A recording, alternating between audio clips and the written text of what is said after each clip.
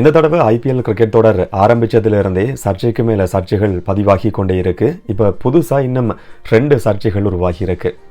Mumbai Indians அணியோட தலைவர் ஹர்திக் பாண்டியாவுக்கும் நம்ம லசித் மாலிங்கவுக்கும் இடையில இப்ப என்னதான் பிரச்சனைன்னு சொல்லி கிரிக்கெட் ரசிகர்கள் கேள்வி எழுப்புறதுக்கு ஆரம்பிச்சிருக்கிறாங்க. இன்னும் ஒரு பக்கம் தோனி நம்ம மதீஷா பத்திரன சம்பந்தமான ஒரு காணொளி வெளியாகி வைரலாகி மிகப்பெரிய சர்ச்சையை அது உருவாக்கி இருக்கு. தோனியோட காலில் விழுந்து மதீஷா பத்திரன ஆசீர்வாதம் பெற்றுக்கொண்டாரா இல்லையான்ற விவாதம் சோஷியல் மீடியால இன்றைக்கு சூடு பிடிச்சிருக்கு. என்னதான் நடக்குதுன்றத இந்த வீடியோல விளக்கமா பார்க்கலாம். வணக்கம், நான் கிருஷாந்த் ராஜ்.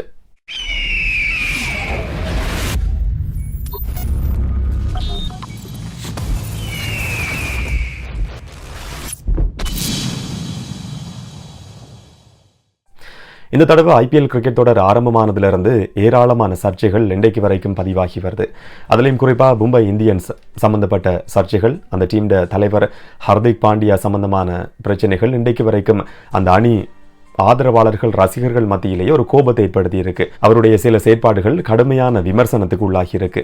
அணித்தலைவர் பதவிக்கு ஹர்திக் பாண்டியா பொருத்தமில்லாத ஒரு நபர், திரும்பவும் ரோஹித் சர்மா தான் நியமிக்கப்படணும் என்று சொல்லி மும்பை இந்தியன்ஸ் அணிட ரசிகர்களே பகிரங்கமாக குரல் கொடுக்கறதுக்கு ஆரம்பிச்சிருக்கிறாங்க. இந்த சர்ச்சை கடந்த சில நாட்களாகவே தொடர்ச்சியாக போய்கொண்டிருக்கு. அந்த பிரச்சனை ஒரு பக்கம் போய்கொண்டிருக்கிற நிலையில நம்ம லசித் மாலிங்கவுக்கும் ஹர்திக் பாண்டியாவுக்கும் இடையில ஏதாவது பிரச்சனையா என்ற கேள்வியும் ஏற்பட்டிருக்கு. இதுக்கான காரணம் சோசியல் மீடியாவில் வெளியாகி இருக்கிற ஒரே ஒரு காணொளி. சன்ரைசர்ஸ் ஹைதராபாத்துக்கும் மும்பை இந்தியன்ஸுக்கும் இடையில கடைசியாக நடந்த மேட்ச்ல 31 ரன்ஸால மும்பை இந்தியன்ஸ் அணி தோல்வி அடையுது. சன்ரைசர்ஸ் ஹைதராபாத் அணி வெற்றி அடைகிறாங்க. இந்த தோல்விக்கான காரணம் ஹர்திக் பாண்டியாவோட தலைமைத்துவம் தான், அவர் சரியான தீர்மானங்களை எடுக்கல என்ற விமர்சனங்கள் எல்லாம் இப்போ வரைக்கும் முன்வைக்கப்பட்டு வருது. இதெல்லாம் ஒரு பக்கம் இருந்தாலும் இந்த மேட்ச்ல மும்பை இந்தியன்ஸ் அணி தோல்வி அடைஞ்சதுக்கு பிறகு மைதானத்துக்குள்ள போய் எல்லாருமே கை கொடுத்து கொள்வாங்க. இது வளமையானது, சாதாரணமான ஒரு விஷயம்.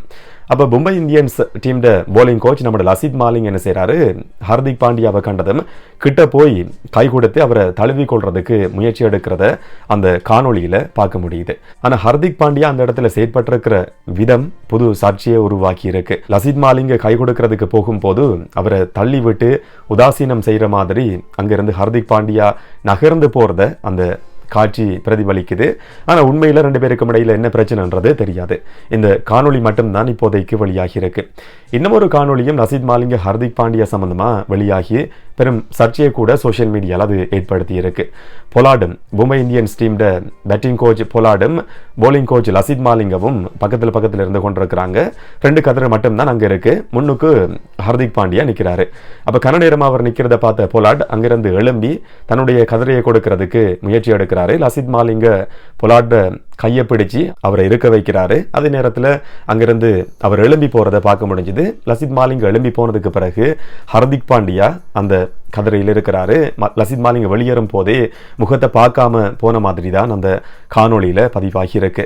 இது 2க்கும் என்ன காரணம், டீமுக்குள்ள என்னதான் நடக்குதுன்ற கேள்வியை மும்பை இந்தியன்ஸ் ரசிகர்கள் இப்போ முன்வைக்கிறதுக்கு ஆரம்பிச்சிருக்கிறாங்க. ஆனால் இந்த காணொலியை மட்டும் வச்சுக்கொண்டு ஒரு முடிவுக்கு வர முடியாது.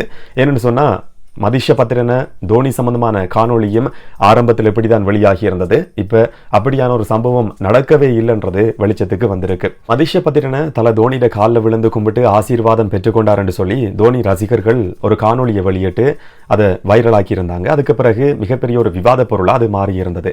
இன்றைக்கு வரைக்கும் தோனி ஆதரவாளர்கள் எதிர்ப்பாளர்கள் என்று சொல்லி 2 பக்க வாத விவாதம் தொடர்ச்சியாவே நடந்து கொண்டிருக்கு. குரு சிஷ்யன் மரியாதையை மதீஷா பத்திரன் இந்த மாதிரி வெளிப்படுத்தி இருக்கிறார் என்று சொல்லி ஒரு பக்கம் ஆதரவான கருத்துக்கள், இன்னும் ஒரு பக்கம் எதிரான கருத்துக்கள் என்று சொல்லி சோசியல் மீடியாவே சூடுபிடிக்க ஆரம்பிச்சிருக்கு. என்று சொன்னா மதீஷா பத்திரனை பொறுத்த வரைக்கும் சென்னை அணிட செல்லப்பிள்ளைன்னு சொல்லியே சொல்லலாம். ஆரம்பத்தில் சிங்கள வீரர்கள் சென்னை டீமுக்காக விளையாடக்கூடாது என்று சொல்லி கடுமையான எதிர்ப்புகள் இருந்தாலும் கூட அந்த நிலைமை இன்றைக்கு மாற்றம் அடைஞ்சிருக்கு. தீக்ஷணவா இருக்கலாம், மதீஷா பத்திரனவா இருக்கலாம், சென்னை மக்களால் கொண்டாடப்படுற வீரர்களா இன்றைக்கு மாறி இருக்கிறாங்க. இன்றைக்கு நிலைமை மாற்றம் அடைஞ்சிருக்கு. இப்படியான நிலையில தான் மதீஷா பத்திரன் இந்த காலில் விழுந்ததா சொல்லப்படுற சம்பவமும் ஒரு புது சர்ச்சையை உருவாக்கி இருந்தது. என்ன சொன்னா மதீஷா பத்திரனை சென்னை டீமுக்குள்ள கொண்டு வரப்பட்டதிலிருந்தே ஏராளமான சர்ச்சைகள் தோனி சம்பந்தமாகவும் அவருடைய ஆதரவாளர்கள் எதிர்ப்பாளர்களுக்கு இடையில ரசிகர்களும் அதை விரும்பாதவங்களுக்கும் இடையில நிறைய விவாதங்கள் தொடர்ச்சியாகவே நடந்து வந்திருக்கு. மதீஷ பத்திரனவை சென்னை டீமுக்குள்ள கொண்டு வந்தது தல தோனி தான் என்று சொல்ற ஒரு தரப்பு இருக்கிறாங்க. இல்ல அவர் சாதாரணமா விண்ணப்பிச்சு அணிக்குள்ள வந்தாருன்னு சொல்லக்கூடிய இன்னும் ஒரு தரப்பும் கூட இருக்கிறாங்க. ஸ்ரீலங்கா கிரிக்கெட் அவரை ஏற்கனவே அடையாளம் காண்றதுக்கு தோனி புதுசா ஒன்றும் அடையாளம் காணல என்று சொல்லி அதை எதிர்க்கிறவங்க இன்றைக்கு வரைக்கும் சொல்லி வராங்க. மதீஷ பத்திரன டீமுக்குள்ள வந்தது எப்படி என்ற விஷயம் ஒரு விவாத பொருளா இன்றைக்கு வரைக்கும் இருந்தாலும் அவர் விளையாடுற சந்தர்ப்பத்தில் IPL விளையாடுறதுக்கும் ஸ்ரீலங்கா கிரிக்கெட்டுக்காக விளையாடுறதுக்கும் இடையில ஒரு பெரிய வித்தியாசத்தை நான் தனிப்பட்ட ரீதியில் உணர்ந்திருக்கிறேன். அதுக்கு சில நேரங்களில் மகேந்திர சிங் தோனியுடைய அந்த தலைமைத்துவ பண்பு ஆளுமை காரணமாக இருந்திருக்கலாம். என்னன்னு சொன்னால் புது போலில் மதீஷ பத்திரனவுக்கு பந்து வீசுறதுக்கான வாய்ப்பை மகேந்திர சிங் தோனி கொடுக்கறது இல்லை. அதே நேரத்தில் ஆரம்பத்தில் அவர் அறிமுகப்படுத்தப்பட்ட காலகட்டத்திலையும் புது வீரர்கள் புது பேட்ஸ்மேன் இருக்கிற சந்தர்ப்பத்தில் தான் அனுபவம் இல்லாத பேட்ஸ்மேன் இருக்கிற சந்தர்ப்பத்தில் தான் மதீஷ பத்திரனவுக்கு அதிகமான வாய்ப்பு மகேந்திர சிங் தோனியால் கொடுக்கப்பட்டிருக்கு. ஒரு புது வீரரை திறமை இருந்தாலும் எப்படி அவரை பயன்படுத்தணும் என்றது நல்லாவே மகேந்திர சிங் தோனிக்கு தெரியும். அது அவருடைய ஆளுமையும் கூட. அவர் எப்படி டீமுக்குள்ள வந்தார்ன்றது விவாத பொருளா இருந்தாலும் அவருடைய திறமையை வெளிப்படுத்துறதுக்கு மகேந்திர சிங் தோனி எந்த அளவுக்கு உதவியா இருந்திருக்கிறாரு என்றதை கிரிக்கெட் ரசிகர்களால நல்லாவே உணர்ந்து கொள்ள முடியும். ஏதாவது ஒரு பிரச்சனை வார சந்தர்ப்பத்திலையும் மகேந்திர சிங் தோனி மதீஷ பத்திரனவுக்கு ஆதரவா இருந்திருக்கிறாரு. சில வருஷங்களுக்கு முதல்ல அவருடைய குடும்பத்தையும் கூட சென்னையில மகேந்திர சிங் தோனி சந்திச்சிருக்கிறாரு. அவர் என்னோட எப்பவுமே இருப்பாரு, நீங்க பயப்பட தேவையில்லை என்ற விஷயம் கூட பத்திரன குடும்பத்துக்கு தல தோனியால சொல்லப்பட்டதாகவும் செய்திகள் வெளியாகி இருந்தது. போன சீசன்ல இன்னும் ஒரு சுவாரஸ்யமான சம்பவம் கூட நடந்திருந்தது. மதீஷ பத்திரனவுக்கு ஆதரவா தல தோனி எந்த அளவுக்கு இருக்கிறாரு என்றதை அந்த சம்பவம் வெளிப்படுத்தி இருந்ததுன்னு சொல்லலாம். நேரத்தை வீணடிக்கிறதுக்காக அம்பியாஸோட நடுவர்களோட கதைச்சு கொண்டு சில நிமிஷங்களை கடத்தினதை பார்க்க முடிஞ்சது.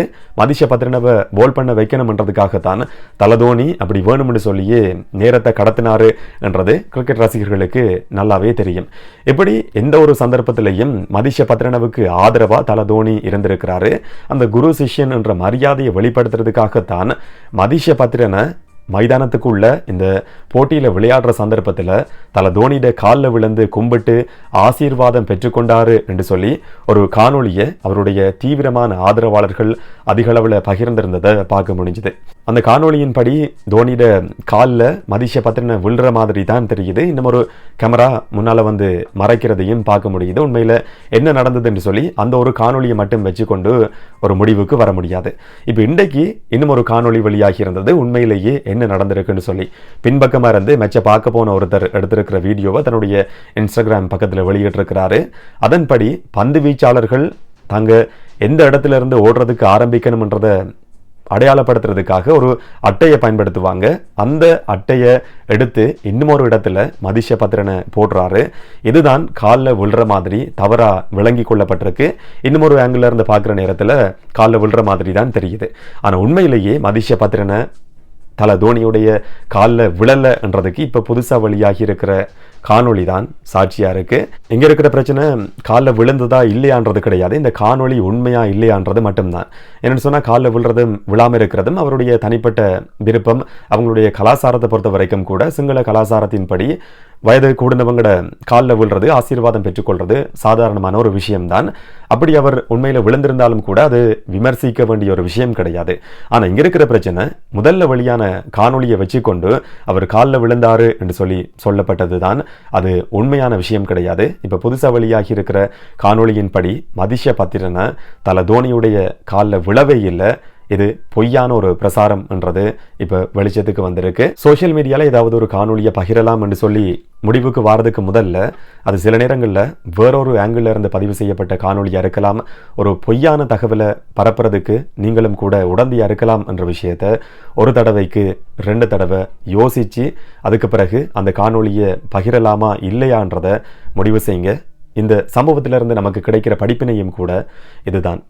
இதை பற்றி நீங்கள் என்ன நினைக்கிறீங்கன்றதை கமெண்ட்ல பதிவு செய்யுங்க. இன்னும் ஒரு வீடியோவில் இன்னும் ஒரு தகவலோட சந்திக்கலாம். வணக்கம்.